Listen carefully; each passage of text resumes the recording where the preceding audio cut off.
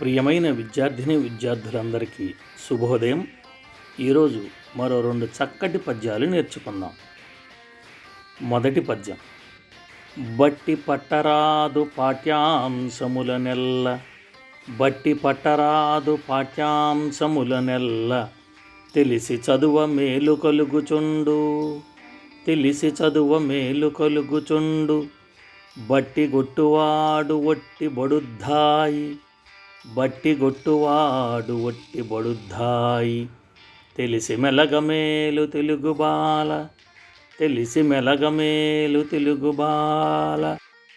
దీని భావం పాఠ్యాంశాలను చదివి అర్థం చేసుకోవాలి.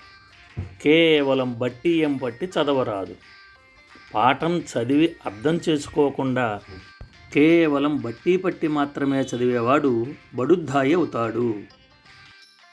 కాబట్టి బాలలు పాఠాలలో ఉన్న విషయాన్ని మనసుకు అర్థం చేసుకొని మాత్రమే చదువుదాం.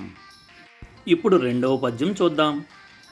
తోటి వారితోడ పోటీలు పడుచుండ, తోటి వారితోడ పోటీలు పడుచుండ, విద్య వృద్ధియగును వెలుగు కలుగు, విద్య వృద్ధియగును వెలుగు కలుగు, ఈర్ష్య ఉండరాదు ఇతర పిల్లలపైన, ఈర్ష్య ఉండరాదు ఇతర పిల్లలపైన, తెలిసి మెలగమేలు తెలుగు బాల.